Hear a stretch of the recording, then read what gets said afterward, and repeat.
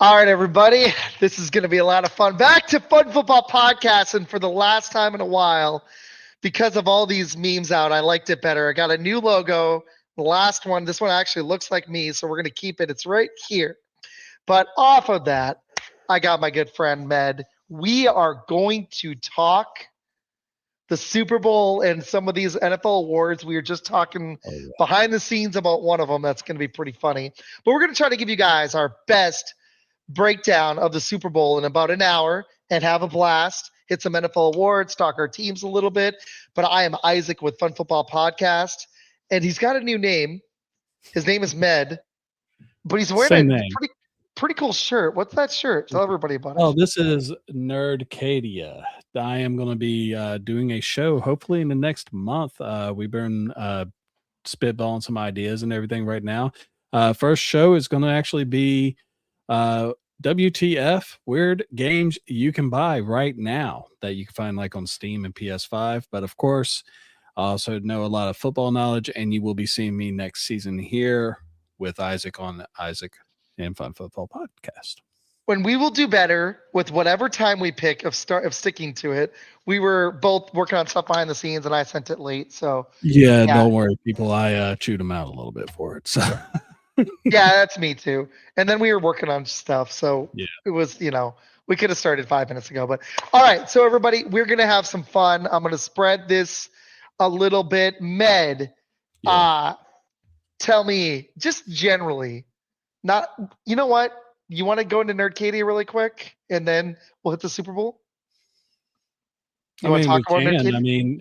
I You don't want to really have promote your anything stuff? for Nerdcadia right now other than this bomb ass shirt. But I mean, What? that's So, what's your first show going to be about? And when's your show? oh, what I just said. Basically, me and Goose, who's my co-host, we've been looking around online and basically finding games that are current, not like old games like Seaman from the Dreamcast days or anything, but actual games that we found now. And we found some pretty unique titles. We're trying to keep it PG-13, but there is one. I'll give you two titles that came out that we're talking about. One is a shower with your daddy simulator, and the other is a Wow. Jesus simulator. So you get to play as Jesus. So you get to walk on water, turn water to wine. It's going to be great. And we're going to be talking about a review with the Wrecking Crew, movie that is on Amazon. We both watched it. We both have very different takes on that movie. And I plan on going on an expo pretty soon. So I'll be doing a crusade by myself. So Nice, yeah. man. All right. All right. Well, I do want to hit these NFL awards. Mhm. You know what? Let's just talk about the funniest one really quick, and then we'll get into the Super Bowl. We were reading the awards, and this one cracks me up. We'll hit them. We'll hit them periodically throughout. But there's a new Assistant Coach of the Year award. Mm. Yeah. Josh McDaniels, the Assistant Coach of the Year. I just have a feeling someone's going to this is going to parlay to another head coaching job at one point. I sure as hell hope not, but here he is. I mean, yes, he did great job for Drake May, and you look at the fact that the Patriots had probably the easiest schedule in the entire NFL, but you know what? They capitalized. They made it to the Super Bowl. But yeah, no, this is one of those things. I've already seen him show how great of a head coach he is. I don't think he'll ever be a head coach again, but Josh McDaniels, jeez. Why I couldn't he mean, do this last year or the he 2 did years ago? do. If in all honesty, he did do a good job. I can think of better candidates for the award. Well, the Yeah, offense was good with not the best weapons, but I attribute more of that to Mike Vrabel. Like agree. Stephon Diggs was good. They did spend a ton of money. It's not like they had stellar receivers, but I can just think of some far better candidates for the award than Josh McDaniels just off the top of my head. But like, I find it funny that he's winning awards for coach. Even he's a decent assistant, but like you said, this guy clearly is not an NFL coach. So I find it funny. I do like Sports Real is talking about. That's the guy who's on. That's their. I love it. They were on. I was on their show on Tuesday. What'd you think of MVP? Looking at it now, I didn't Love realize it. Stafford was up to 46 touchdowns. Yeah. I think he was a pretty clear cut. I'm surprised it Hmm. was as close as it was. I think he should have won a little more decisively. Yeah. What'd you think? Let's just hit the awards and then we'll go to the Super Bowl while No. we're on it. What'd you think of Stafford? Oh no, I 100% agree with this. This was basically called out a couple weeks ago, and I mean, some people, yeah, they had made an argument for Drake May, but at the same time, you look at how many play teams Matthew Stafford play against that were, Pro Bowl or not Pro Bowl, but playoff contenders. He had to deal with the Seahawks 2 times, 49ers 2 times, and I mean, he elevated his game. And every year that I Mhm. sit there, I'm waiting for him to ride off in the sunset. He's like, no, partner, I'm coming right on back. And we're going to ride it one more time. He even said in his speech, hey, I'm coming back next year. And I'm kind of interested to see what happens. I'm still waiting for him to fall apart, but it hasn't happened and just continues to prove me wrong. Yeah, I'm really impressed that he was actually able to come back with a bad back and have his best season Mhm. by far. I was checking this out today. Actually, I've read on the Super Bowl all week. Today, I was reading on the awards, and I just hit Stafford. And I think the most impressive thing, I don't like to just read raw stats, but the fact that he had by far his best season, because his best season before this statistically was his first year where he won the Super Bowl. But even in that season where he had 41 TDs, same record 12-5, he had 17 interceptions, 2 fumbles. It was like a Darnold like season where he had 19 turnover giveaways. This year he did lose 3 fumbles, but he only had 8 picks. So he only had 11, only eight picks, 3 fumbles. And was up. He was he did have slightly more yards that season and a couple in Detroit, but all around the board, it was his best year. You gave him 2 number 1s. Devontae Adams is still a legit number 1. I'm still haunted that by the fact my team let him go. We still haven't replaced him. And when you got Devontae with Puka Nakua, it's just not fair. I really did love Drake May, though. He earned Mhm. some love. He almost won the award. Did you think, would you have been upset had he won the award? I would be upset for Matthew Stafford. I mean, Drake May did have a great season. Don't get me wrong. I'm not taking anything from the young man. And yes, like you said earlier, he doesn't exactly have the greatest weapons in the world. I mean, Stefan Diggs is by far his best receiver, but you look at what they played. I mean, they went 1-2 against teams that went into the playoffs. And yes, he had a great playoff run, but I'm going to discuss that in a little bit because he didn't do as good as most people. He was carried by that defense in these playoffs. So That's true. I am going with Matthew Stafford on this one still. I would have too. I wouldn't have been like uber upset that he won it, but I think it was the right choice. And you know, the only award I have a real problem with is assistant coach, although it's not the worst award. The protector and all that stuff is a little weird, but you know, other than the assistant coach one that we talked about, I think they made the right choice here. Comeback player of the year, Sports Reel is asking about that one. Let me hit it really quick. What did I say? Comeback player of the year. It's my dad watching. What's up, Dad? We're talking the awards. We're gonna hit Super Bowl in just a second. Comeback player of the year was Christian McCaffrey. Yeah. Um, which is interesting because he's saying Hutchinson got robbed. Aiden Hutchinson. I thought he was great, but I think CMAC won this one. Oh Like no, maybe this is we're giving too much weight to the offensive player, but you know, And that's just the way the NFL is right now. You look at all the rule changes that have happened in the last couple decades. We're talking about basically it's a stacked deck. And, mhm. Christian McCaffrey, he only played 4 games last year before he was out for the rest of the year. And then to come back at his rushing per carry wasn't that great, but dude was killing it as a receiver. And basically, you look at that 49ers offense, if he ain't going, that team ain't going. And, he was able to actually put in another great season. Scrimmage yards again. I mean, how many Oh, times has he done that? he was ridiculous this year. Like it wasn't a couple of years ago, but this year he was still really flipping good. He had 1,200 rushing there. I mean, he was at 3.9, but what's surprising is the offense was Hey, solid Tom. through the air, but he was their offense this year, and he still had 900 receiving yards. That's ridiculous. So on the ground, he wasn't as super effective, but he had 2,100 yards, 17 TDs. That's ridiculous. Over 100 catches, man. This guy. Ooh, I'm going over there Sunday. She's making wings. I'm bringing pizza. Yeah, yeah. That's what's Wings up. and pizza. I'm actually excited. I think it's going to be a better matchup than people think. Hey, she's giving you compliments, bud.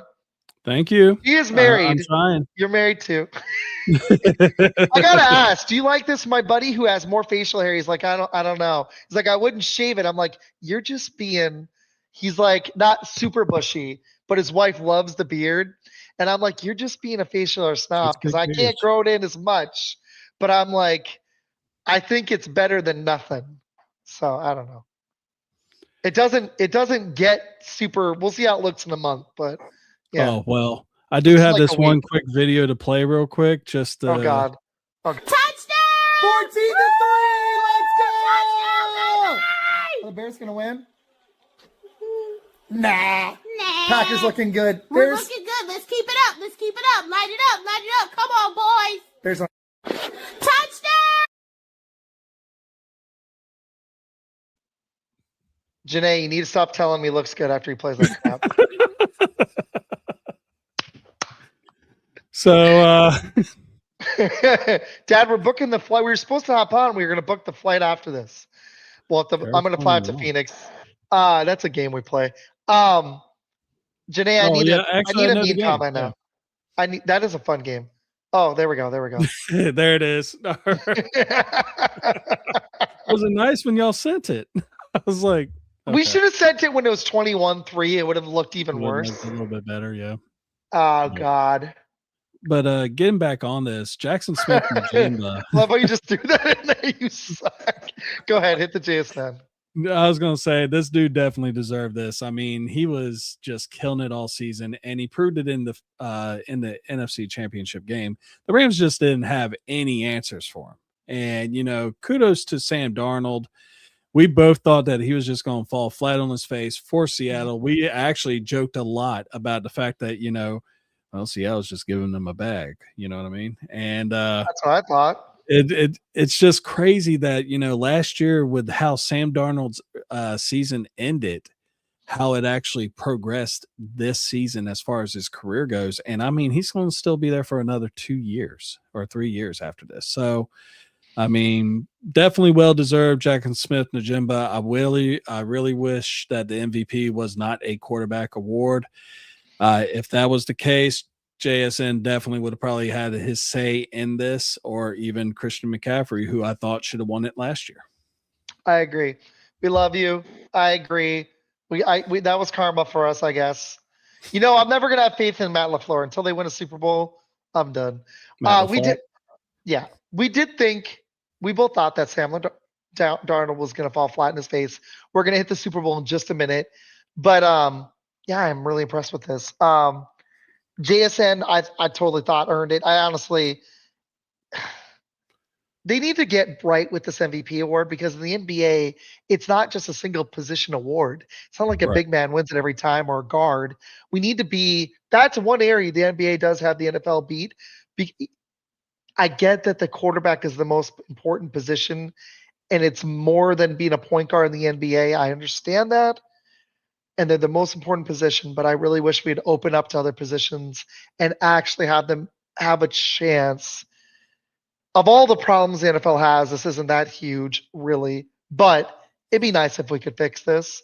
All this comes down to is perception and voting. This isn't that hard of a thing to fix, Like, man, if we were giving the MVP to the player that deserved it the most, it probably, Stafford's up there, but who would the top 3 guys have been?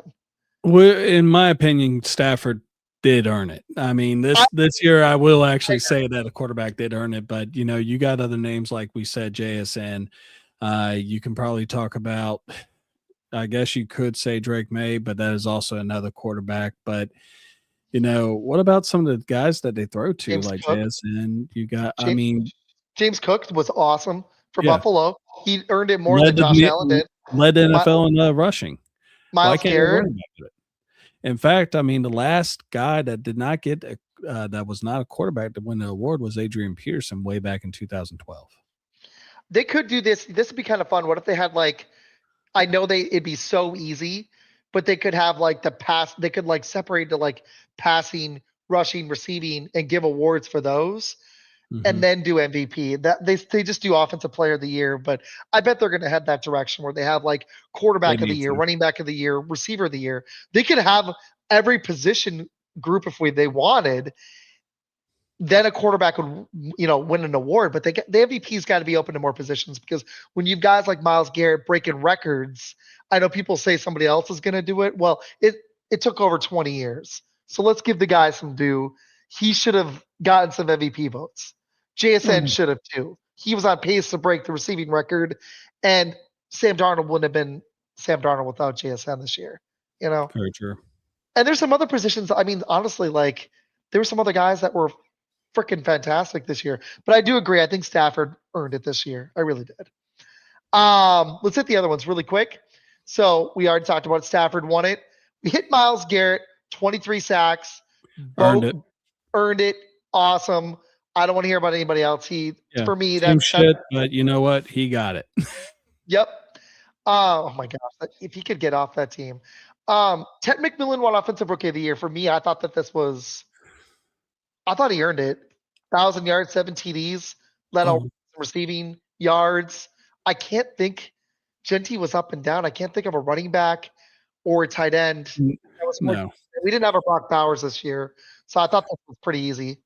Yeah, no, this one feels about right. I mean, you also got to take into account who his quarterback is. He's not exactly the biggest tiger in the whole lane, and that's a shout out to my boy Nick from Roll Coverage. But Ted is, he's pretty much it right now. He is elite, and when he got the award, he honestly said to everyone there, he was like, I really don't feel like I deserve this, and you like to hear that from a young man like that because it means he's still hungry. And there are some players that with the Bears that had a couple good ones, and Mungai and also Luther Burden came on strong, but Tet was strong right from the get-go. And with Bryce Young throwing like little 5-yard outs to you and stuff, and you're making it happen, I mean, dude earned it. So I really want to see what Carolina could do building off that young core that they got down there now.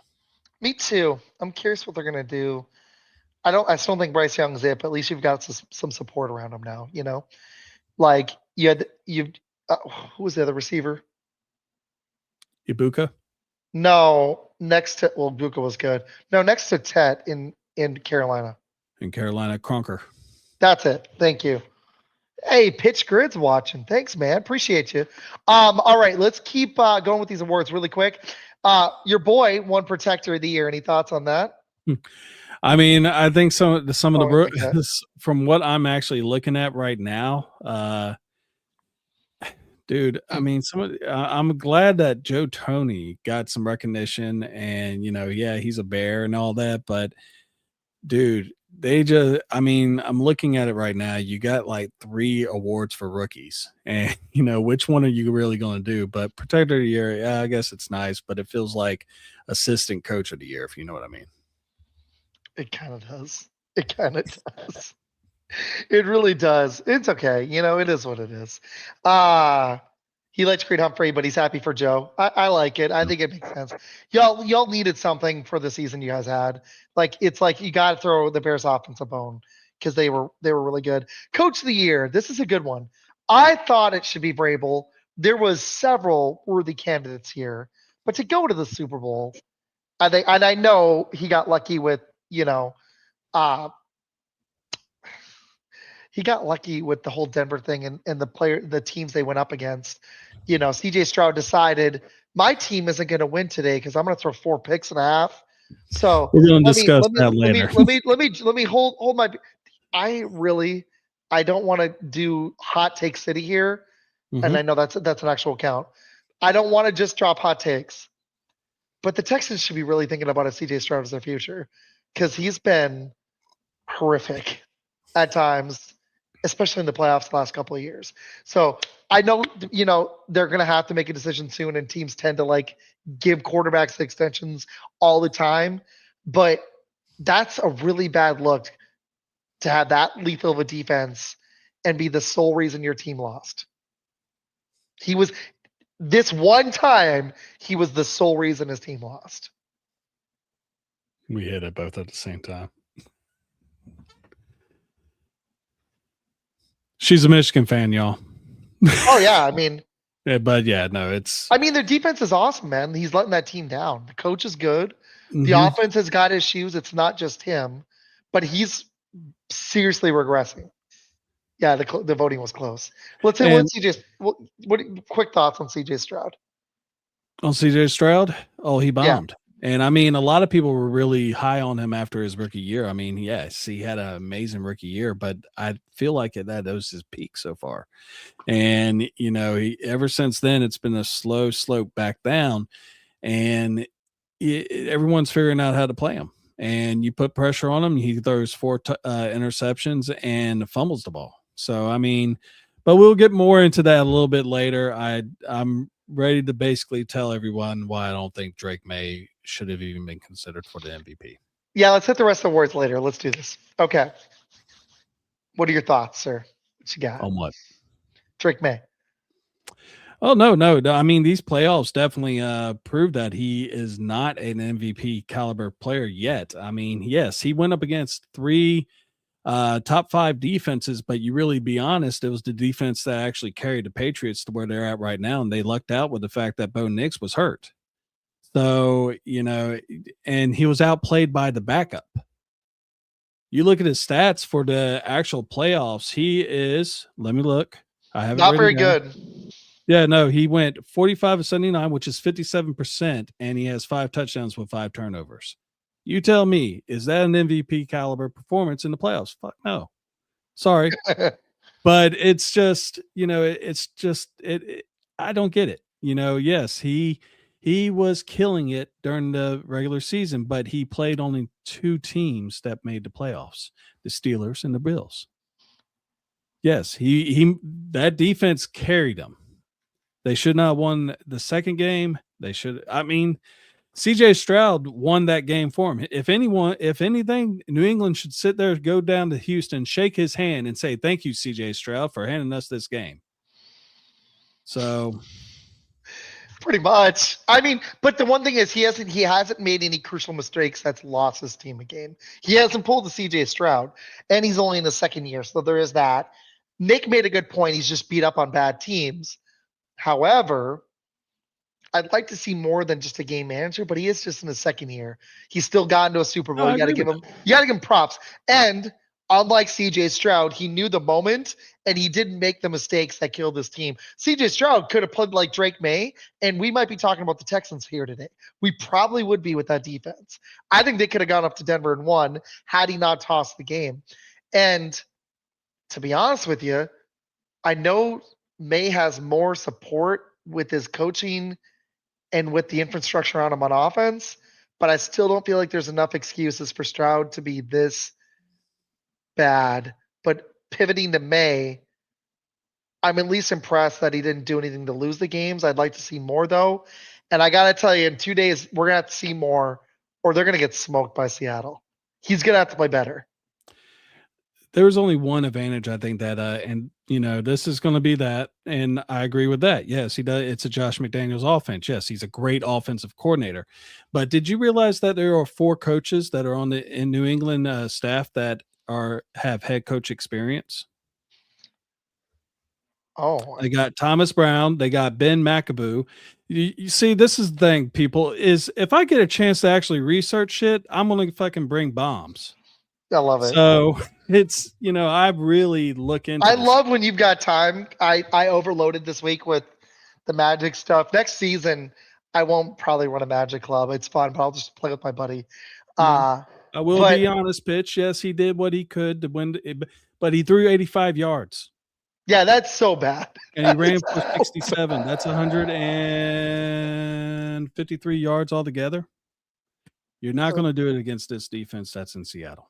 No, and they're but playing in California. It's practically a home game. The weather took both teams out of that game, and the play on Stidham was what did it, man. And then what did he do in that other game? I'm looking right now against the Texans. He 179 yards, 3 TDs, 1 pick. Not a great game. 10 yards rushing, so less than 200 yards, but he did throw 3 touchdowns against Houston. That's actually not nothing. So, He also and his receivers are not that special, so that's a solid game. no, I agree. I mean, yeah, he had a solid game against Houston, but he actually fumbled the ball 4 times. He only recovered 2 of them. And, it's just I feel you, dude. I really do, but, Yeah. like I said, he did what he could for what he needed to do, but yeah, no, the Patriots. Oh, I'm not saying the Patriots defense is a joke. I love that you're here. I'll put it up. There you go. And I'm just saying that you're talking to pitch grid. I love it. I'm just saying that you're talking this a is lot. I was team, like, wait. There's the comment. This is a team that is stacked all the way from front to back as far as Seahawks go. Yes, Vrabel is a great coach. I love Vrabel. In fact, I wish, if we didn't get Ben Johnson, Mike Vrabel would have been the guy that I wanted. But at the same time, we'll talk. Darnold was during the season, but he hasn't been in the playoffs. But I'm curious which Darnold's going to show. I don't think that's going to be the only factor. There's going to be so many other things here. But oh yeah, we're going to be talking about it. Well, you know what? Let's talk about it. So we're on the Super Bowl. We're on the Super Bowl. We're less than 30 minutes in, and you know what's funny is looking at these teams on paper, they stack up very nicely. I see a little more discrepancy than that. But drop some stats. The Patriots are second in offense at 28.8 points per game. Seahawks are third at 28.4. So you got 2 top 3 offenses. Yards, the Patriots actually have the edge. They average about almost 30 more yards a game than the Seahawks. They're fourth. The Seahawks are seventh. They did have a cupcake schedule, though. They're fourth in passing. The Seahawks are ninth. Not bad. They're sixth in rushing. The Seahawks are 10th and have been surging. Time of possession, they're sixth. The Seahawks are 12th. Third down efficiency, they're sixth. The Seahawks are 16th. On defense, it's actually closer than people think. So edge goes New England slightly on offense. Mm-hmm. On defense, Seattle's number 1 in points. Patriots are 4th. Total yards allowed a game. Seahawks are only 6th, but have been getting better. Patriots are 8th. Passing yards, you got 10th on the Seahawks, 9th for the Patriots. They actually have the edge there. But rushing yards, the Seahawks are 3rd. They're actually better than the Patriots, who are 6th, and that's supposed to be their strength.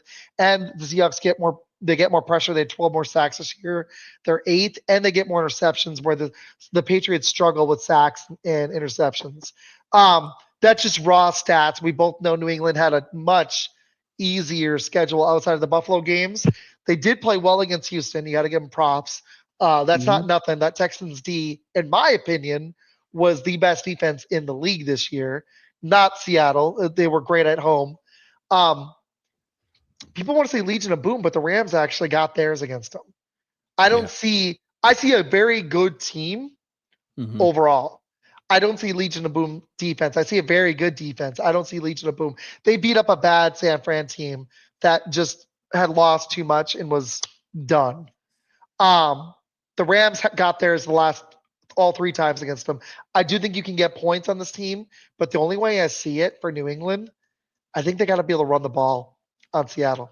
And that's going to be tough. That's going to be tough. And the one thing I could actually sit there and say, there we go. There it is. There we go. A little dirty Sanchez. No. That's what my buddy was saying, because he has hair like you. He's like, oh, that's cute. I was like, there you go, buddy. No, you can't. And, it's just one of those things where you look at it. I think the big thing that's going to happen is you look at how these 2 teams have actually got here. They're actually very balanced on their offense. You look at Seattle, who has ran the ball 51.6 times percent over the course of the season. They threw it less, whereas New England threw it more, ran less. So you're going to be looking at the fact that, what exactly are these teams going to do? They both have really great offensive coordinators. I mean, Clint Kubiak will be going down to Las Vegas after the Super Bowl. And will that be a distraction? Probably not, but, because he already knows that I'm getting a mess that I'm about to clean up. And at least he has At least he has a. I don't even know if the Patriots are going to score that much, Jason. It could end up being a blowout. I still think it's going to be a one-score game, but this is going to be interesting, man. I think so. Okay, let's do something different. And I'm going to put in the comments. Let's list the way the Seahawks could actually lose. Let's Well, come up. I mean, Let's see how many pitch. we can come up with. Can we come up with even 3? Ways that they can lose the game. Well, I mean, it What's the all most obvious starts one? the quarterbacks. hmm I mean, you look at Sam Darnold. As far as his stats go, he hasn't really messed up throughout these playoffs. I mean, he's played pretty well in 2 games that he played. Drake May has done just enough, but it could be possibly one of the things like, Janae said, turnovers is a good way. Yes. And I think that's going to be a huge thing. Is Drake May going to turn over the ball a lot? They both have good defenses. So, I mean, but I just think that I give the edge to Seattle as far as that goes. And, I think the big edge, really and truthfully, is what I was just talking about earlier, is that the coaching experience. You got 4 guys on the Patriots sideline that had head coaching experience. And you got no one other than the head coach himself right now over on Seattle that has head coaching experience. Although they got Leslie Frazier, who's a assistant head coach. How does he not have a head coaching job is beyond me, but it is what it is. So I want to do a little exercise. The only ways I can see the Seahawks losing is they come out flat, Darnold turns the ball over a bunch, or there's a bunch of fumbles. I don't really see a lot of other ways. Or the only fourth way I could come up with is they have absolutely no running game, and it's close and it's all on Darnold. But he's actually been okay even when that's happened. I think those are the only ways I can see Seattle. They come up flat. There's like I said, ton of fumbles or bad special teams. Darnold just has a game from hell.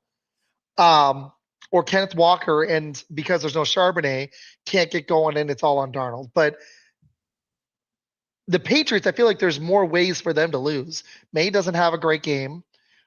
Seattle's just talent-wise is better. Like you said, I think the coaching, you're giving coaching edge to Vrabel, right? Yeah, New England definitely has a coaching edge. That's important. This goes. Charbonnet being out is huge. I agree with Jason. The Seahawks offense is going to play bad, or they're occasionally these games one team just comes out and has a stinker of a game. It doesn't happen that often. I mean, like, when was the last time we saw a team just get smoked, other than last year? A lot of them have been close, right? In Super Bowls, I mean, other than the 2 Mahomes Super Bowls where he got beat up, the last 10 years, weren't they most of them? Well, the last one before that would be Denver? Seahawks Denver one, yeah, with when they lost 40-8. So most of them have been 1 score or 10-point games. More of them than not. Yeah, I mean, like back in the days in the early 80s and even the 90s, you'd get a smackdown 37-10, some crap 55-17. Denver just gets destroyed with John Elway, some crap like that. It doesn't happen as often anymore. And, I saw a stat. Both of these teams have not lost a game by more than 10 points all season. I think it's actually 7, dude. All year. I'm going to check on that actually. All year, the Seahawks, I'm going to double check on this, but I read this earlier this week. I'm pretty sure both teams haven't lost by more than 7 all season. And that was making me think that this game's going to be closer than people think. And that's one of the other things is that I give the edge. I mean, if I'm looking we're to at actually right go now. down position to position, I'd be down. Yeah, I mean, quarterback. All right, go for it. Quarterback, okay. New England. Really quick, Patriots, I'm a 7-point loss thing. Hold on, I want to see if that's true.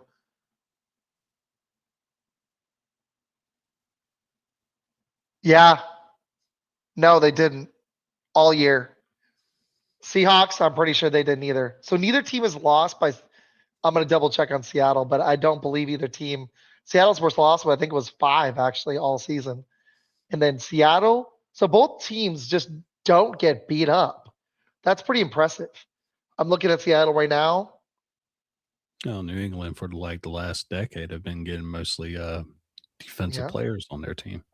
So With they the lost first, by 3. They lost the Rams by 2. They smoked the Vikings. That was impressive. No, neither team has lost by more than 5 points all season. That's impressive. So they haven't. That's impressive. Okay, yeah. Let's do this. Let's do position by position. What do we? So we want to start at quarterback and go down on the offense. What do you want to yeah, do? we could do that. Let's do it, man. All right. So I'm gonna pull up the depth chart so I don't miss anything. Uh, okay, I actually asked this on YouTube. Who do you get the edge to a quarterback? Like, I think May, but he is going up against Seattle's D. Which quarterback do you actually think has a better game, Darnold or May?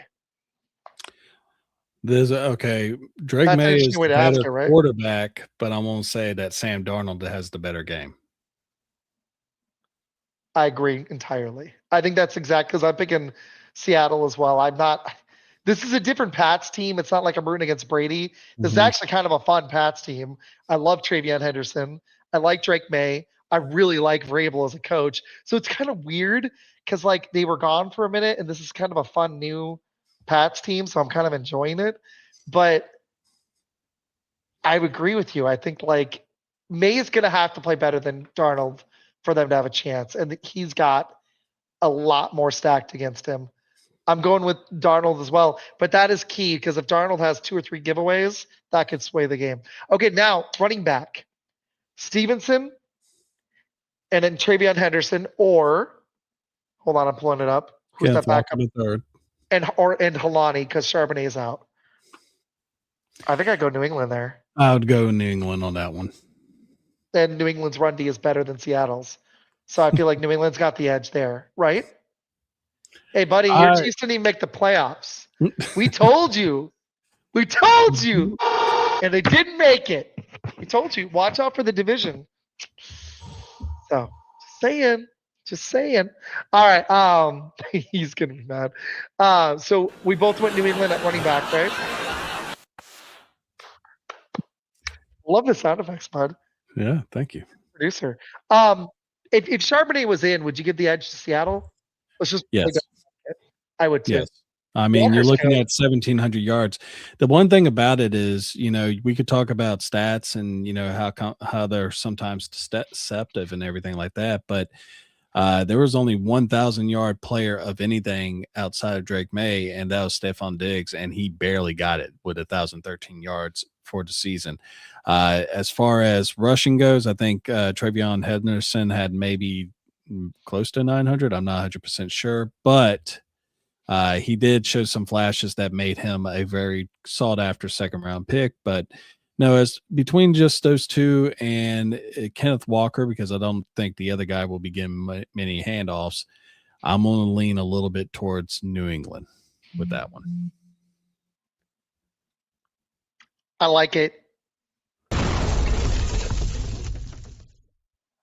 This one's just interesting because I think that they're going to lean on Stevenson, but I'm wondering how much they're going to use Travion Henderson in this game because I'm looking at it right now.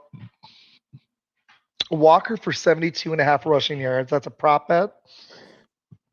He cleared it 3 of the last 5 games. He didn't hit it in the NFC Conference Championship. And I know New England's got a good run D, but all he's got to do is pop one big run. And same with Travion. Can he pop one run for over 10 yards? That's a big prop bet. And his over-under is only 27.5 because he just doesn't get used a lot. But that could be the difference in this game. Which running back gets going or just pops one loose because they're both kind of home run hitters. I'm curious if that's going to be a factor in this game, and I really think it's going to be, and that might sway the game if it's close. But both defenses are really sound. It might be not much there. The weather should be solid. It's not going to be like the AFC Conference Championship where it just completely destroyed the game. Up in Seattle, it was solid weather. Wasn't a huge factor, but in the AFC Conference Championship, I mean, it was hard to even run that weather. That field was slick. You couldn't throw. There was nothing. So we're going to see unless it's super wet, we're going to see a good playing field, good conditions, even with 2 elite defenses. If I kind of I'm wondering if I'm reading your face right. Are you thinking both running backs are not gonna be a huge factor? You thinking both teams are gonna be under 100 yards? You think it's gonna come down to passing both I think ways? it's gonna. I think it's going to come down to arbitration. Basically, who's going to break first, and it's I offensive wise, I lean. Even though I said that I lean towards New England, overall, I lean. You look at that receiving core that Seattle has, Oh, and it's it's leaps and bounds better than yeah. what they have over in New England. And you've already talked about Pitch Sheed that they got sneaky in the trade deadline at that. They got Cooper Cup. And I mean, I'm still waiting for him to pop off a little bit, but I mean, you can't really load up to stop the run against Seattle No, because they're going to kill you.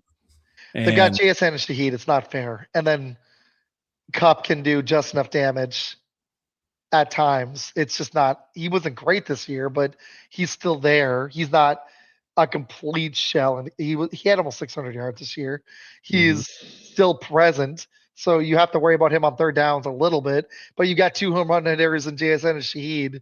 Exactly. It's not even fair because if you Walker is pretty damn solid too, and he's been getting better, and that O line's solid. But like you just said, so we give New England a slight edge. It depends on how much Henderson is used, but slight edge at running back, and we both like May better. But you just said it, Seattle's receiving core, unless Stephon Diggs gets going, is leaps and freaking bounds better. They do have Kyle Williams that can home run hit a little, but I'm not very worried about Booty and Matt Collins. I like Hunter Henry. I like Diggs at times, but this is like JSN is just so much better. Like if we're grading this is like a whole letter grade or maybe 2 better. This is a good one. AJ Yeah, Barner.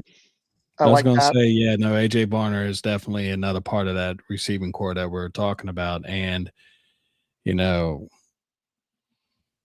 yeah, I mean, it's just, I mean, I can't really say much more on the offense. Defense, I think that, when your middle linebacker, Ernest Jones, is your leading interceptor for your team for Seattle. I mean, they're stacked all the way from front to back. They got 18 interceptions. You're talking 7 forced fumbles that they recovered. That's 25 takeaways.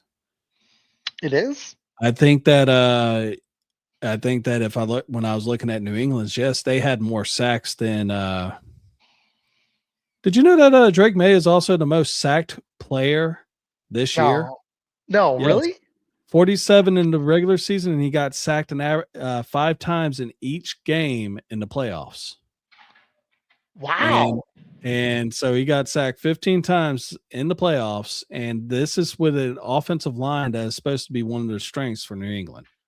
Going to get the key part of this game is going to be the trenches. You're going to have that defensive line, which is pretty decent in Seattle, going up against what is supposed to be the biggest strength of the New England Patriots, which is their offensive line. I love Will Campbell. Can he hold off the edge like he did pretty much throughout the whole season? But they gave up 5 sacks per game in the playoffs. Yeah, that's not going to work. You can't do that. That's not going to get it done. It's just not.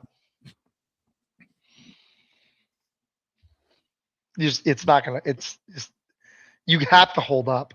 Yeah, Peter, we'll hit your joke in a second. No, you cannot. If he's getting smashed this game, that's going to be a problem. That's a strength of Seattle's is getting to the passer. I'm looking right now. You've got not like anyone super dominant, but you got Leonard Williams, Murphy, and Newsaw with 7 sacks, and you got Dexter Lawrence. So it's just a collective. Nick Emenwari is a big X factor we're going to hit later. He had 2.5, but just the whole pressure of the whole defense doesn't work. Yeah. Well, this is the first year you've been able to talk about a playoff victory in Hey, 10 plus years? maybe so, but Enjoy it. the way I look at it is Caleb Williams in 1 playoff appearance has more the same amount of wins as Jordan Love in 3. My guy has played 3 years. Your guy's played 2. Come on. Well, your guy's been It's in probably the true. 6 years. In all honesty, I don't have a lot of faith in my quarterback or coach, but less in my coach. But at least my quarterback, appeared in the second half a little bit. So My Pitch coach, is all about some Marcus Jones, by the way. I can tell. Yeah, We're gonna he take has like 3 different comments on him. yeah. He's gonna be you. Hey, we are gonna hit him. Okay. I like the AJ Barner point. They use him on tush pushes, and Mhm. he's a good little red zone target. I still think I like Hunter Henry better. Yeah, Who no, do you I give the agree with edge to? that. It? I think I'm still giving the edge to I'm Barner still had. giving it to Seattle because I am including tight end with the receivers and Oh, everything. okay, Pass then yeah. catchers, I guess is a better way of putting it. But no, Hunter Henry is a better if he doesn't get a concussion. He had almost. He's had a few. So I mean, he's not exactly Zach Ertz, but he's not far from it. They get smart and start using Arroyo. I think that actually, as much as I like Barner, I think Arroyo could be a difference maker for him, especially the combo. But we're gonna I see. love We're gonna see. Arroyo. This is my dad asked a good point. Do they use Travion? That because I like him. I don't. It's so weird they don't trust the rookie when the veteran is the one with the fumbling issue. But it's been a thing. I'm curious how much they're going to use him. He to me it can be a difference maker if used correctly. But New England doesn't seem to want to give him a ton of touches. It might be because he got banged up a lot in college and they're trying to limit it. But this is Super Bowl. I want to see. I want to see like 12 touches if possible. I do not think that Drake May is going to throw for 3 touchdowns. You don't think This so? is no, because CJ Stroud, when he got intercepted those 4 times, 2 of them were in his own territory. So those were easy layups for the New England offense at that point. So, like I said, the defense carried Drake May to this Super Bowl. The defense carried Drake May into the Super Bowl. It's okay. So, Sam Darnold, this is the thing about him. Can he not blow the big game? This team is not built around Sam Darnold. The Drake team May is is built for Sam Darnold. Hey, at least Drake May has got a good enough team where he didn't F up and he got there. But he did. We gotta be fair here. He did not play that great against the Chargers. He had a pretty good game against Houston's D. 3 TDs against that D ain't nothing. I mean, But he he had also 180 had yards, 3 turnovers. but he didn't CJ Stroud it. No, he did not. And that's the only reason For why real though, people are like not talking about it. when I'm thinking of New England's D as good as they are, and I'm looking at Houston's is the scarier D, and yes, he did give the ball away, but he didn't give the game away. And he's in his second year. He hasn't played outstanding. He was better against inferior competition, but you play the schedule, and you play the guys that are there. And thanks, buddy, appreciate you. And I haven't been overly impressed with his playoff performances. But I think we're going to see a good Drake May against Seattle. I think the D is good, could shut him down, but I think it's just susceptible enough from what I'm seeing from Stafford against them. If they have a good game plan, I think May could have 300 yards. He might have 300 yards in a losing effort, though, Med. Seattle's D offense, I think, could have a field day with New England. I don't know if this is going to be as low scoring as people think. This game could get into the 30s. I do think it's possible. These aren't like to me as good as these defenses are. I don't see Legion of Boom.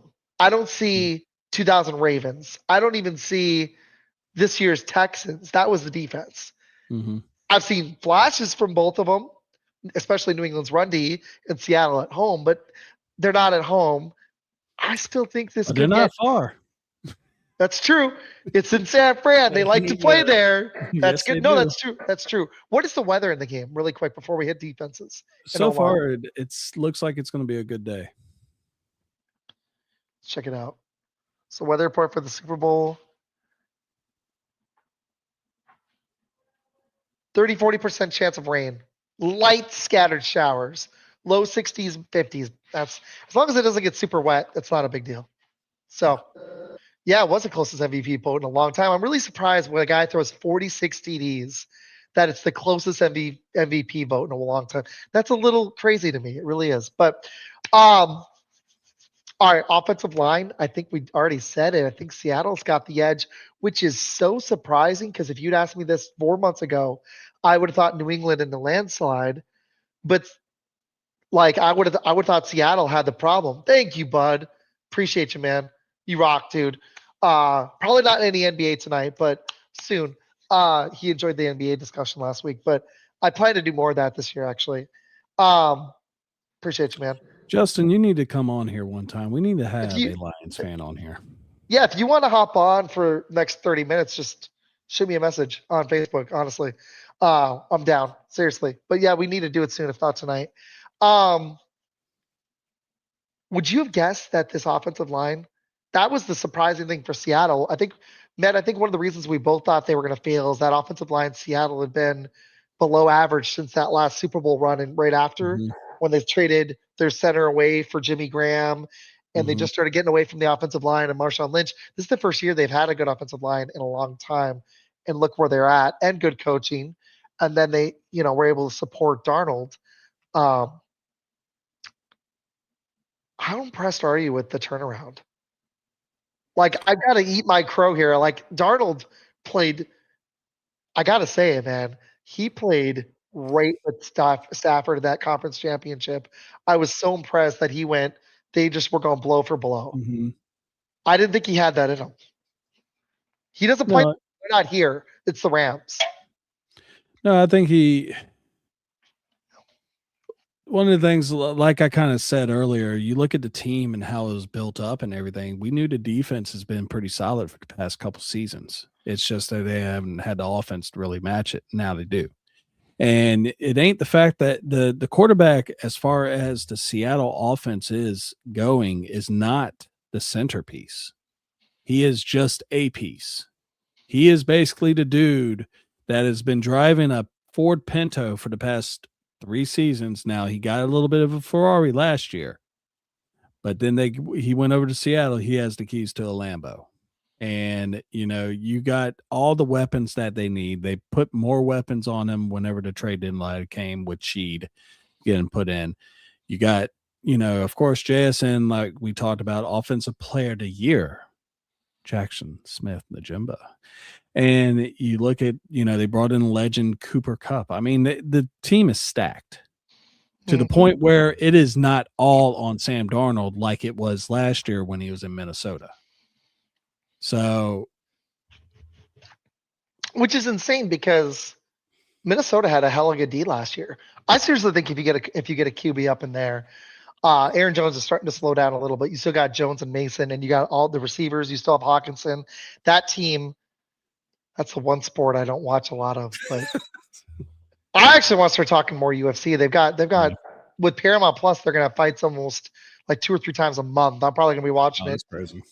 Dude, I was looking at the schedule. I'll hit that later, but they've got 2 or 3 fights like they got 3 more fights before spring break for me, which is like 4 weeks away. Okay, so offensive line, we're both giving the edge to Seattle in a landslide, I think, right? New England's been No, I actually like New England's offensive line. I okay. really did like Will Campbell, but these playoff run, it has me a little nervous for Drake May, Yeah, especially me with too. this defensive line. Yeah, it generates some pressure. All right, let's Mhm. hit defensive line. This is an interesting one. You've got Mhm. Demarcus Lawrence, one of my favorite players from the Cowboys. Seriously, he's an awesome player. I'm happy he's getting to. He said, "I'm going to go play in the He's Super getting his Bowl," chance. and he's in the Super Bowl. The first, He's getting his chance. That's awesome. you got to love it. He's I like, mean, "I'm going to go play in the Super Bowl." Now he's in the Super Bowl. That's a way to back up your words. He talked about it when he left Dallas. I don't know if you, yeah. Do you remember the tweet? He's like, he yeah. said something like that, and now here he is.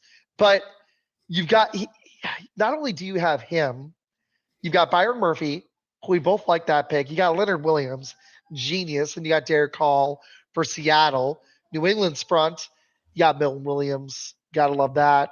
They played 3-4. You got Tonga and you got Barmore. When you get the edge to there, I think both are strengths. This might be a push.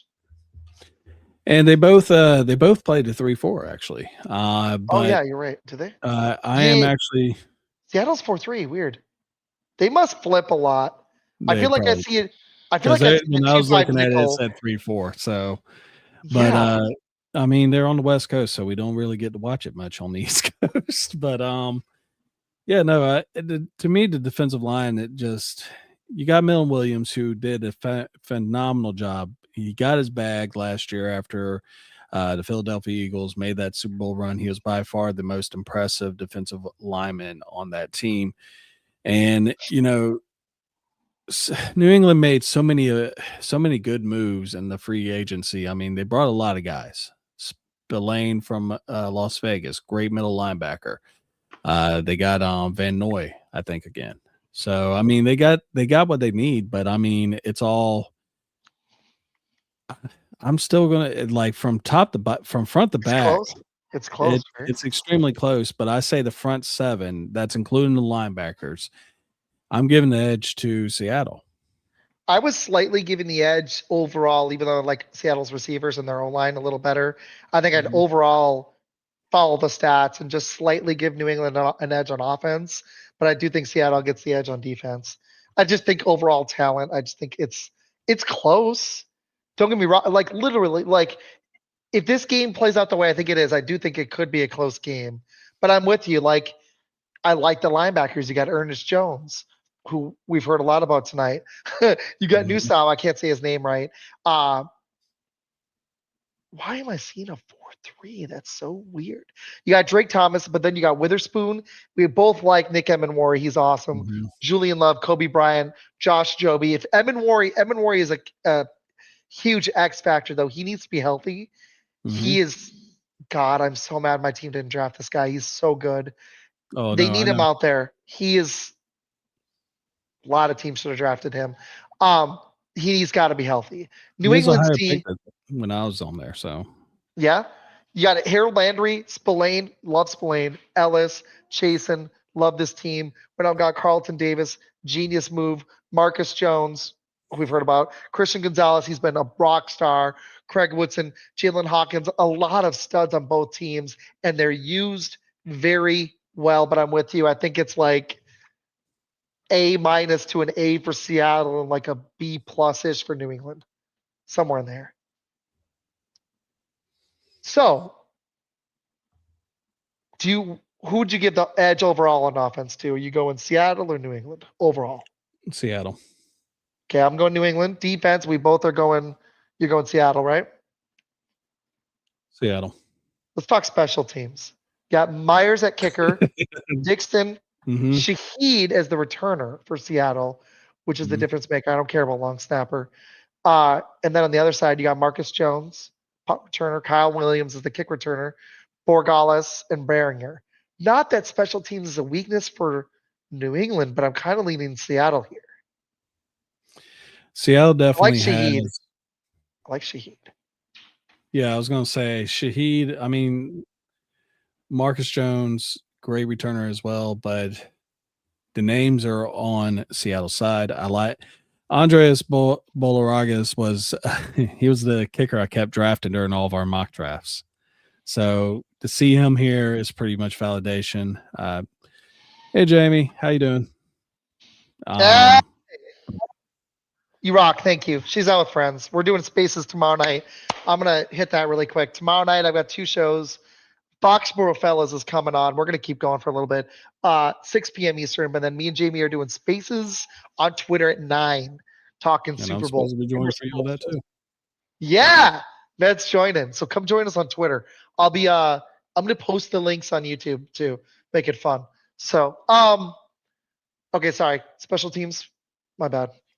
Oh, you're good. No, I think you're right though. I think I'm going to go with Seattle on that too. So pretty much everything on my side that I'm looking at, other than the New England secondary, I do kind of like their secondary a little bit than Seattle's. Even though Seattle has more interceptions, by 11, I'm going to go with New England's secondary. So pretty much there's a couple things, but overall Seattle.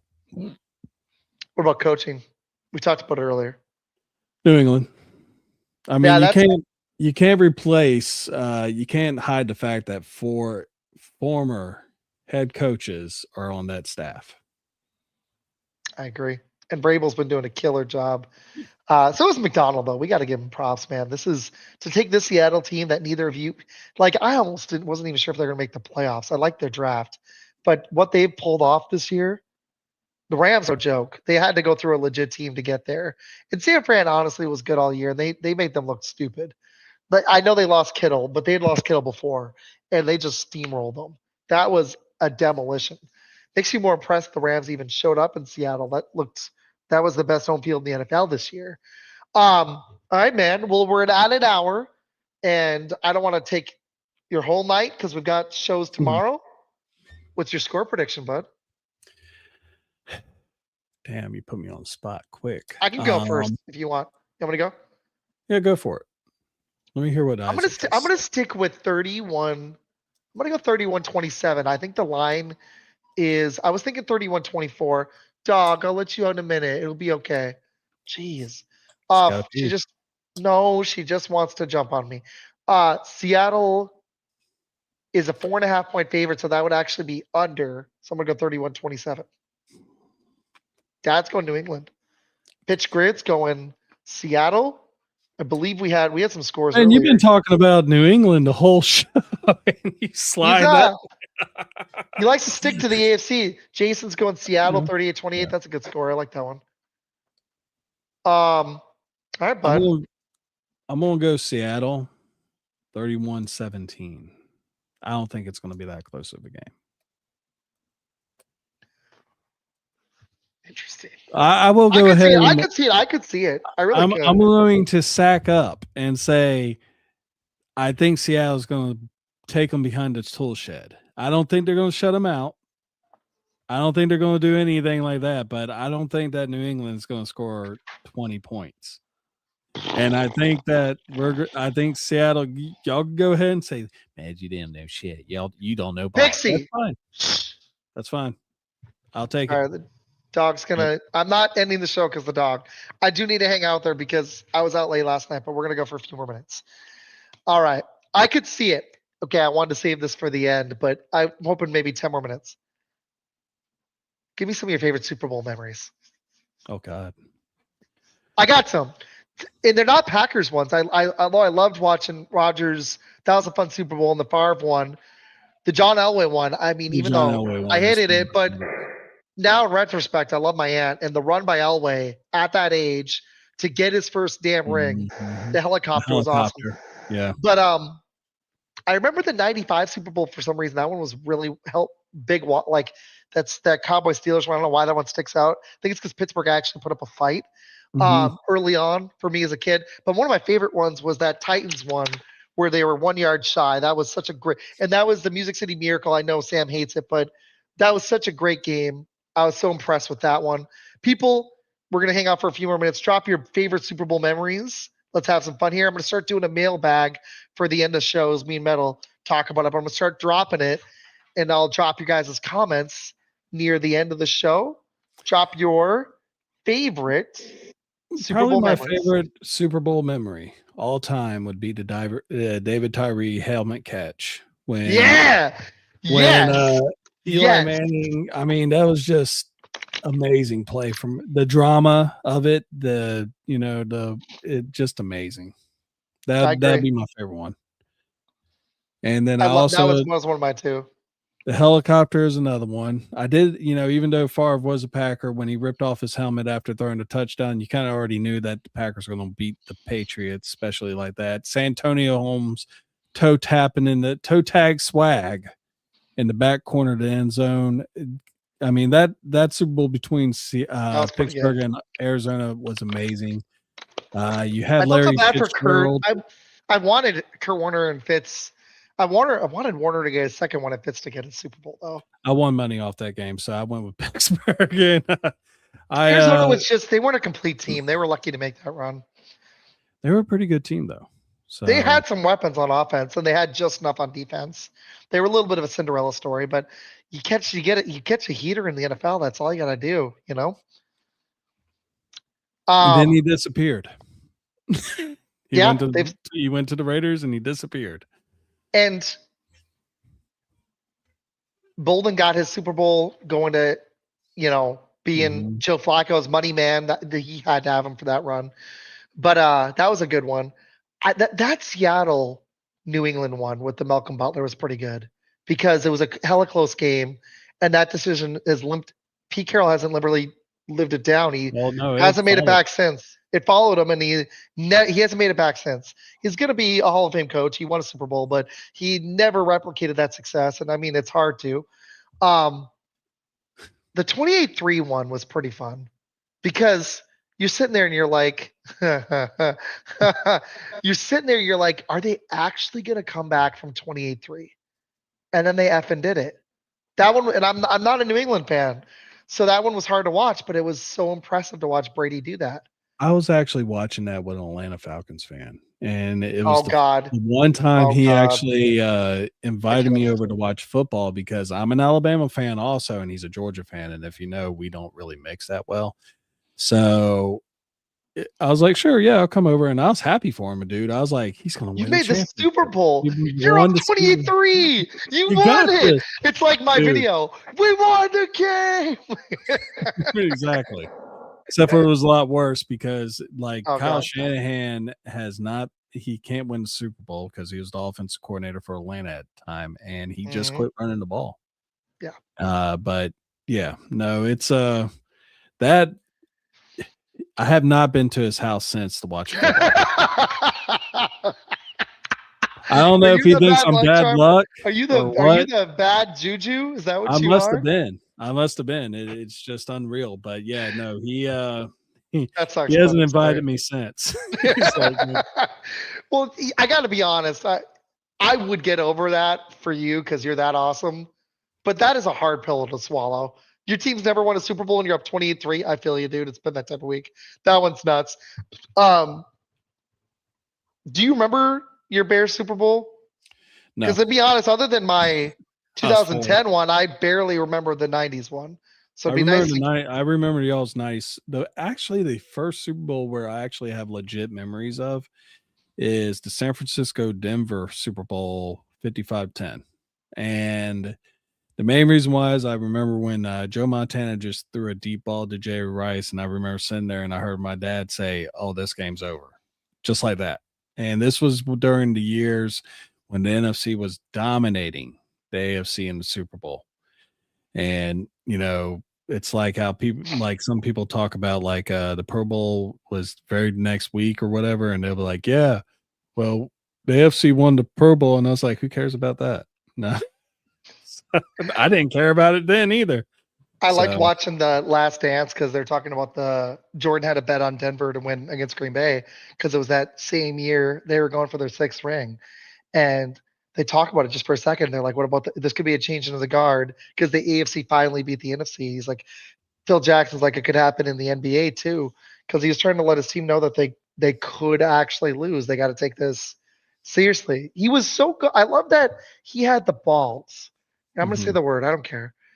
That he had the balls to call his team out like that. And he had the cachet to hold them accountable and get the best out of them. I love that. Like at times he would just curse them out. And you can't do that now. And I think it's one of my frustrations this week was we've gotten a little too soft. We've got to, it's Can't be not just, smart, it's, dumb, and tall. it's not just the kids. It's my Mhm. generation too.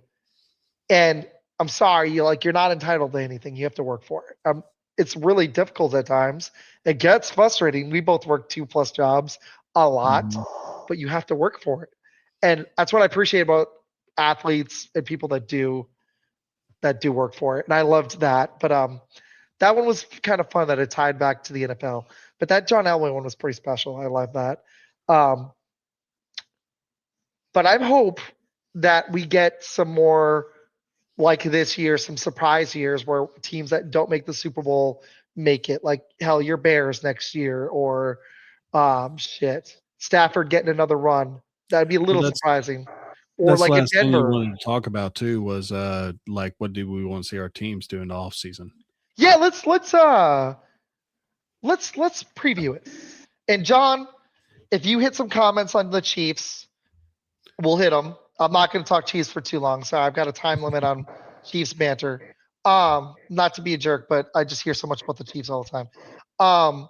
Justin, if you want to hit your Lions, Jason, if you're still watching, or Janae, if you want to hit Packers, drop one thing you'd like to see from your team. We'll hang out for a few more minutes and then we'll boogie because I know Med's had a long week too. But Med, I think Peter's gone. What do you want to see from the Bears this offseason? What's the number one thing you'd like to see or wish? What would you like to see from your Bears? Well, there is a lot of talk about possibly Hold going on. after Max Crosby. We're also in a face chat group that has a very big Chiefs fan in it too, but we love them. Yeah. But no, I've heard a lot of talk about the Bears possibly going after Max Crosby. I would love that, but I just want us to have another pass rusher on the other side, complete that that defensive line, get some more pressure, and I know that safety is a big concern right now too for us. We'll see what happens. Oh man. Thank you, Sports SP. We gotta find a night for you to come on, man. I don't know if you're on Twitter. I'm gonna be doing stuff tomorrow, but you gotta come on the show. Um Pitch Crit just cracks me up. I love him, but I just remember you telling me, Pitch, I'm gonna call you out. I love you though. That your Chiefs didn't need to worry about the Broncos. You hear it every year. And if I recall about the Chargers, you're right. You didn't have to worry about them. You were right about the Raiders. Pete Carroll, he's done. But now I think the Chiefs, man, they gotta get a running back. Like that is the one thing Josh Allen has had for a few years now with James Cook.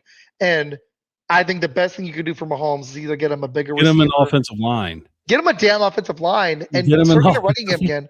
And I mean, Kelsey, the biggest thing too is they lost Tyreek, but they were able to compensate it because Kelsey was still an elite weapon. He's not anymore. He's just not. He's solid, but there's a difference between Hall of Fame level and decent. It's a big drop off.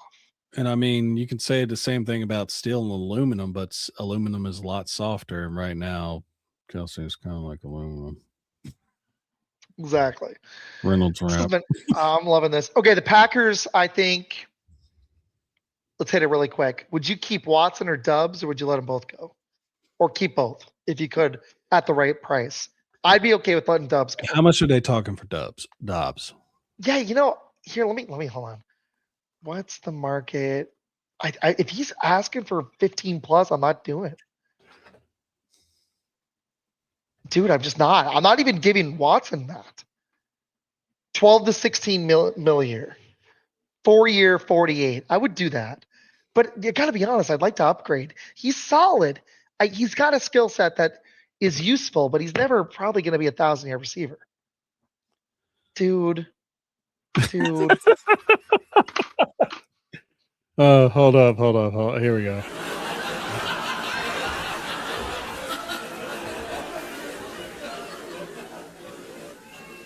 Okay, tell you what. I love your sound effects. I'll hit the Kelsey comment in a minute. I think I said it with my face. I think there's a drop off there, but we'll talk about it. What price do you keep Watson at though? Because I don't want to give him 20 plus mil either. Even though he's shown he can be a 1, he's also shown he's never going to stay healthy for a full season. No, he's not. College and the NFL, we're talking 6-7 years straight now. In that case, I mean, Dobbs is not a true number 1 receiver either, but he is by far a healthier option between the two. And I would rather someone be on the field than someone that is not.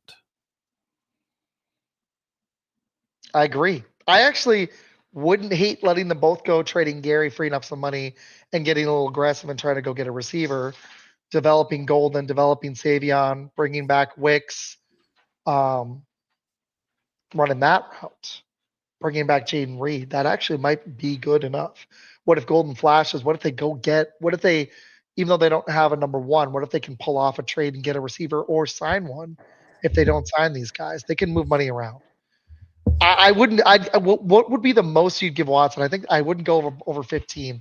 I'd be a little pissed if they give him 20 because I just don't think he's earned it. Oh man, you got a fun comment coming, I can tell. Oh God. Did we get 4 mil too? It was such a waste. I don't think LaFleur likes Golden either. Yeah, how long? I love that it pops up on like every single. Like, what about McCole Hardman? Wait. Is Watson though? He's a free agent, isn't he? He got a 1-year deal, Jason. Right? Hold on.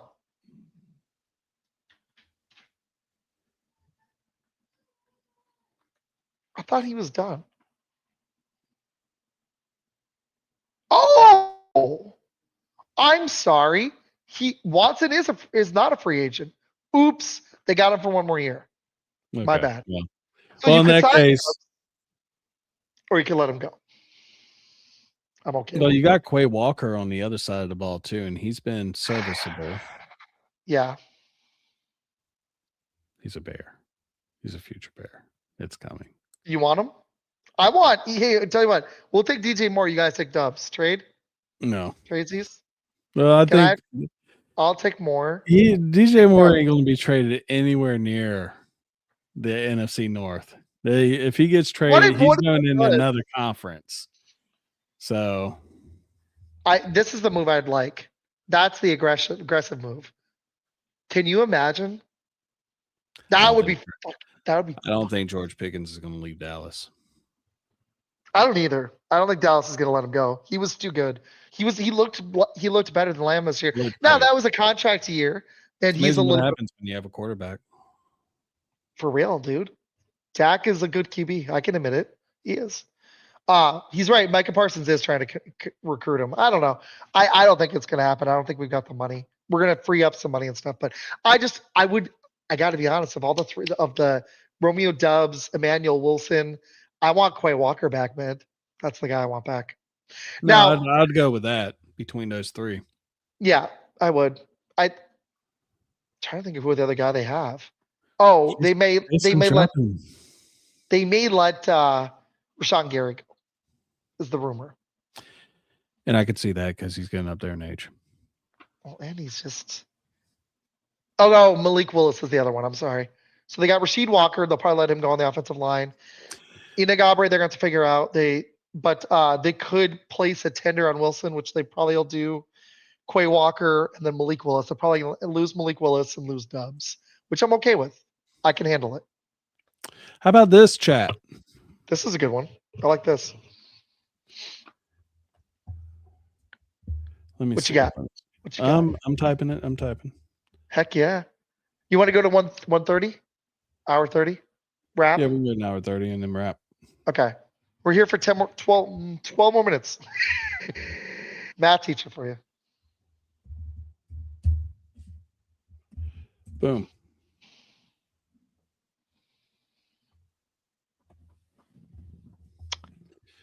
Miami? I think Las Vegas. Oh, that's a sweet one. And if he lands there, they get the right. Who's their coach now? I know I should know these things. Clint Kubiak, the offensive coordinator for Seattle right now. Okay, so Kubiak goes there. They've got Brock Bowers. They've got Ashton Genty. I can't remember the receivers, but that's a good starting base. Shit, that's actually not bad. I kind of like it. Mm-hmm.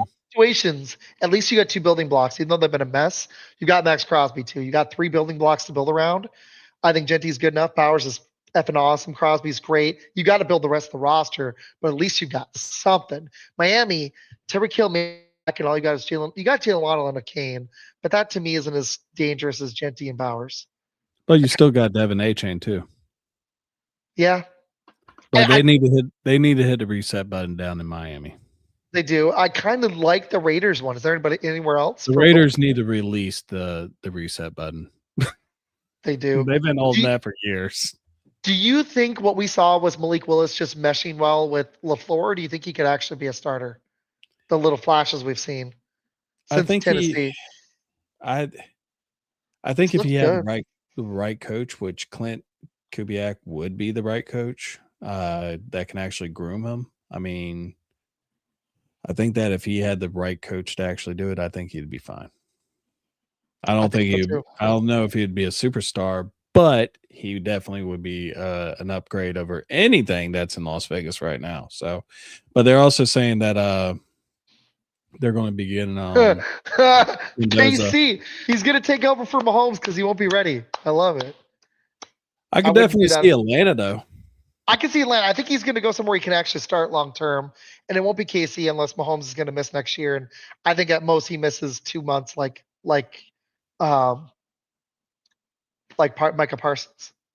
Yeah. If Crosby might get traded, unless they get a QB, he's going to need a reason to stay. He should be doing what Giannis should be doing in the NBA, asking out. I could see asking out of there. I could see Malik Willis. I like it. All right, Med, I got another one for you on the Bears, okay? And then we could Let's hit go. some of the other teams. Do you think the Bears, now we need to see their offseason, do you think they Mhm. continue to have an upward trajectory, plateau, or decline? Well, they're going to have a number one schedule next year. Yes, So they I are. mean, that's going to really show what we're going to have. I believe we're playing the AFC East and NFC South are some of our games that we're going to be playing as far as like the whole conferences. So, there's two real tough games there with New England and the Buffalo. See what the other two teams can do in the East, and the NFC South. There's just no one there, but I think it's going to plateau a little bit because I think Now I can see it. there's still some things that need to be kinked out. They have a great draft on defense and offseason. I don't know what's your all's cap situation. You guys have money, right? Yes. Well, that's scary because we don't. All right, Packers. Do you think that they upward trajectory, plateau, decline? I'm not saying this because I'm a Bears I fan, but I I think it's see going to be this. it's going to be a plateau with a slight decline. Depends on how fast Micah comes back and if he's right and what else they do on defense and at receiver. For me, like the defense was good this year. If Micah comes back, I can see it. But are we going to make a step forward on offense? And are we going to? What type of draft are we going to have with second through seventh round? Are we going to make? What moves are we going to make? It's hard to know right now, but I kind of see it. This is what we've done the last 3 years: 7 seed, 7 seed, 7 seed. I'm like, what are we doing? Mhm. We've been a plateauing team, even though we've actually slightly trickled up in record. You know what I mean? Actually, 2 years ago is when we had our most postseason success, and we've been out in the wild card last 2 years. So I feel like that's the area we're heading for is wild card exit again, unless then we got to make a move at receiver, corner. Mhm. There's some moves because we're not changing the coach, the GM, or the QB. They've re-upped all three. So We lost Al Harris and we lost our assistant GM. Al Harris was the guy I kind of wanted for DC, but I like the Gannon Mm. move. It's a good move. Titans. Actually, I Did you do talk like to Cam Sam? Ward. I love Cam Ward. If they get the right pieces, Tennessee and the Giants could be two of the risers next year if they have the right coaching. And you already know Harbaugh's in New York. So I don't know, man. I like them both because you got Cam Ward, you got Jackson Dart. I feel like both those guys, if they can stay healthy and they have the right coaching and support around them. And in New York, Dart's got Scatamo if he can stay healthy, and Malik Neighbors and Wendell Robinson if they bring him back. Decent tight end play. That's some damn good support. Tight ends, Tennessee's got Pollard and Spears, which isn't great. They got to get the receivers there. But you do have Cam Ward. He showed a little something. And they're going to get their receiver in this upcoming draft. I think they're going to go with Cornell Tate. And we just got to, is Salah the right guy? That's my big question mark. See, for me, I know Harbaugh hasn't been amazing, but I still believe in him way more than Salah. I like Salah as a DC. Maybe he figured it out now. I just didn't buy it in New York, Oh, here we go. Yes. Ooh. Yeah. So there was a rumor that Joe in Burrow. this past off season that said that the Minnesota Vikings, when it was coming crunch time with Sam Darnold possibly staying with Minnesota, that they were actually talking about sending JJ McCarthy to the Raiders. So that came out just recently. Now, it's 100% hindsight with what has happened, but JJ definitely did not look like the guy this past season. Do you think there's any smoke on the Joe Burrow reconnecting with Justin Jefferson in Minnesota? Do you think Cincinnati would actually do it? That's where, like, I love this thing I hear on. I'm wondering if Dan Patrick ever does this. I hear Bill Simmons do this all the time, and I love it, man. And he has. That's why I love doing this show with you, because like you listen, you're awesome at this, and you listen to really good people. Does Dan Patrick ever do this thing? Bill Simmons does this. He's like hypothetical. Who says no? And he'll usually do with NBA trades. Like he did Wembanyama for Jokic. Denver probably, even though Jokic is better, thinks about it longer because it's for Victor Wembanyama if he was available in some hypothetical land. Let's say Minnesota offers 3 firsts and 2 seconds and JJ McCarthy and a player, some wild trade. Does Cincinnati even think about it? Or do they just hang up the phone? The injury history makes me think maybe, but I still think they hang up the phone. Because of what Joe said during the season this past year, I think they would actually entertain it a little bit. I mean, 3 first-round picks, that is crazy. And if you're throwing 2 seconds on there, yeah, no. Go and take the L's for a little bit, rebuild that team. You're going to have at least 4 or 5 years where you're going to be building a dynasty. How many picks would it take? What's a reasonable deal? Let's say you threw in like TJ Hawkinson, JJ McCarthy. How many firsts would it take? Would it still take 3 firsts? I think it would. I don't know if it would take a lot of seconds then. This one right here. Here's the rumors. I don't think that's enough. I think you'd have to have 2 firsts and at least a second and a third. I don't know. Jonathan Greenard is a really good, strong. Greenard is pretty good. That is because you would need some salary in there other than JJ because Burrow's over 50 mil to throw back. Just to salary match a little bit. Here's the deal, though. If Minnesota figures this out, this division could be good, even though I think the Lions are slightly trickling down, maybe like Green Bay. Minnesota figures this out. They've got a roster. If they get the QB, they could be scary. Burrow healthy with Minnesota might be a Super Bowl contender if he's healthy. No, definitely. No joke. I mean, no joke. Like that's. But the thing, their Holy offense crap. is great, but their defense is still trash. I mean, Dallas Turner, even though we loved him, has disappeared since his rookie year. You're right. The defense did fall off a little bit this year, didn't it? Fell off a lot. So, do they still have Frazier? Who's their DC? No, Frazier is actually with Seattle, believe it or not. Oh, that's right. He left and then they fell off. That was it. That's what I'm worried about with Green Bay. Hey, y'all better go get a Max Crosby if you want to be serious. For real. The Lions are the other team that I've heard a lot of tie-ins with Max Crosby. Bears being one of them, Lions being another. Yeah, this is what I'm worried about with Burrow. I agree with John on this one. Pitch grid. Burrow's got to get out of Dodge, man. Cincinnati can't. I love the receivers, but they have T-built so poorly since. And Brian Flores, which Pitch is right on that. He is the DC in Minnesota, who is working with pretty much a bare cupboard right now. No, he shouldn't have lost his job in Miami. He actually did really good down in Miami. Sorry, but it'd been a while since we talked, so I was loving this. Okay, really quick, if we can wrap in 2 minutes, we will.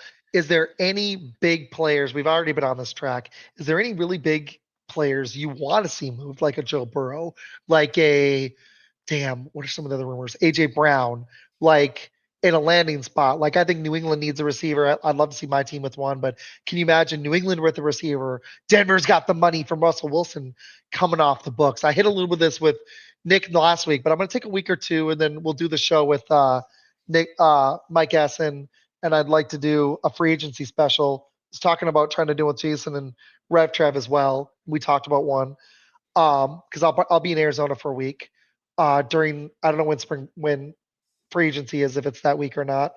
But what big move do you want to see before the draft?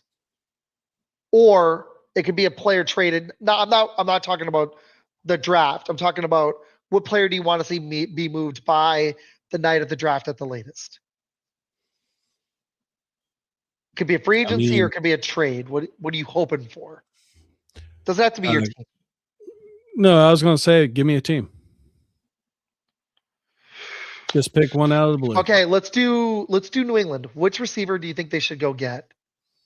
Do you think they'll draft some, or do you think they'll sign one? if they lose the Super Bowl, they got Diggs, they got some young guys. Do you think they'll make a move? They I got some think they'll money. make. I think they will do a free agent move, and I think Uh-huh. they'll bring in Alan Pierce from Indianapolis. I like Pierce. I like that one. I like him for Green Bay too. I could see Dubs in New England. Weirdly, he feels like a Mhm. Patriot. It sort of fits in my brain. Um, I just don't believe in the Ravens anymore. This one's interesting though. Brown to the Ravens. Where do you think AJ Brown should go? Let's talk player. Just If I not was Philly. I think he's done there. no, with everything that's going on there, I could see him not being there. AJ Brown, I'd love he's him gonna be, my team. I would do it. I still think he's good. I think he. I mean that I could see that. If any team in the NFC North, I could see y'all's, but I think he's going to head south. And if anything, I could see him possibly ending up in Atlanta, depending on who they land at quarterback. Ooh, that's a good one. I like that. Do you believe in Penix? Because I don't. Hey, John actually said it too. Yeah, there we go. I don't believe in Penix, man. I think he's I think he needs a little more seasoning, but yeah, no, he's not the guy. I agree. Any other ones you can think of? Oh, here, let me give you a team. Let me give you a team. What should Denver do? They're gonna bring back Bo Nix, obviously. They Yeah. got some money. I feel like receiver's the upgrade, even though Pat Bryant, Troy Franklin started peaking this year. Do they go spend some more on offensive line, receiver, tight end? They drafted Harvey. What do you think they Who's their do? tight end right now? Evan Ingram. A little I older, think but they're not going. bad. Yeah, he's not bad, but I would actually say that I would go with tight end on that Me too. I could see another receiver. or another running back. They just paid Sut, so I feel like it's a running back or a tight end. I kind of agree. Yeah, it will. Hey, that's true. That's a good Kevin, point. Kevin Stefanski did actually a pretty decent job in Cleveland. I mean, it's Cleveland. It's Cleveland. For real. Max Crosby saying he doesn't want to be traded too.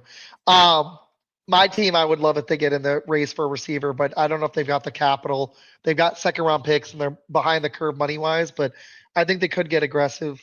Um, what do you think the Lions do? Last thing. Do you think they go out and get aggressive for a defensive guy? They need to. Offensive line? They need to upgrade that line. It was bad this year. Well, Ragnar, what was it? Ragnar. The center. Yeah, he once he retired, that offensive line did not do as well as it normally does. Still strength there. I think if anything, they will address that in free agency, possibly even draft someone like in the second or third round that is a decent center. I can't really think of one off the top of my head. I'm about to fall asleep. But Yeah, we'll head up. yeah, we're about to. And Times are there. Oh, 10. Yeah. yeah, If I don't play video games, I'm going to bed. yeah, no, I get up at 5 o'clock in the morning. So, but I was they out this need- late last night.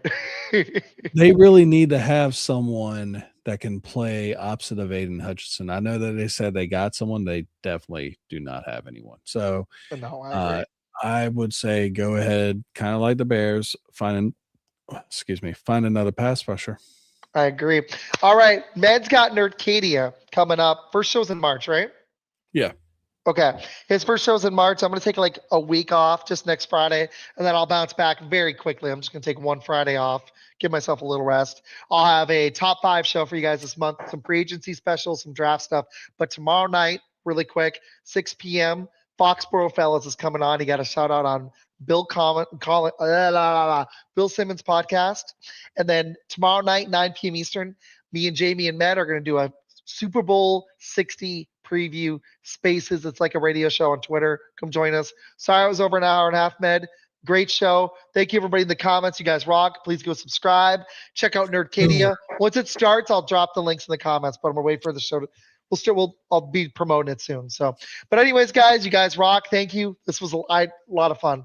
Med, great sleepy job. You did awesome. and the Lions do not make me sleepy, Justin. Life makes me sleepy. So, Bro, I was like this till 8 minutes before the show, and he's like Link, and I was like, oh crap, it's 8 minutes. I got up and started sending stuff. This was me. I got home. I was watching Seinfeld. That was me. All right, guys. Appreciate you. Enjoy the Super Bowl. See you guys tomorrow night for a Super Bowl special. Hasta luego. That's Spanish for see you later. Hasta mañana.